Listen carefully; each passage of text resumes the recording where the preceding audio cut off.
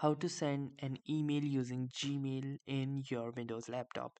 So hey guys, welcome to this tutorial. In this tutorial I'll be guiding you through these steps on how you can send an email using your Gmail. So the first thing is that you come to the website, that is mail.google.com, and it would be a good thing if you have already logged in. Now once you see this particular screen, in order to compose or type in a mail, you'll need to click onto this compose option or this compose button right here over the left hand side, and once you'll do this, a dialog box will appear.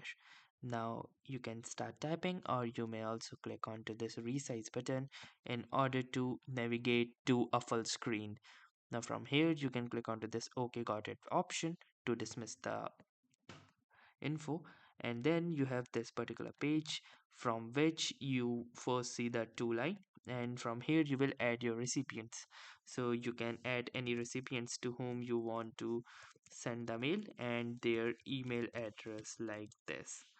Then you will see the preview right here. You can simply click onto them in order to add them as a recipient.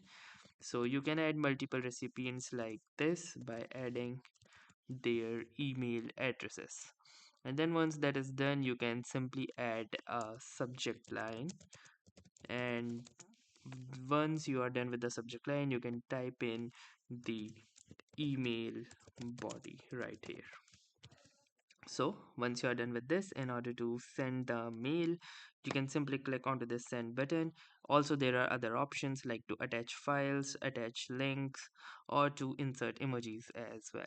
So in order to send an email, simply click onto the send button, and now you can see that the message has been sent. In order to view, you can click on view message. So that was all for this tutorial. Thanks for watching and have a nice day.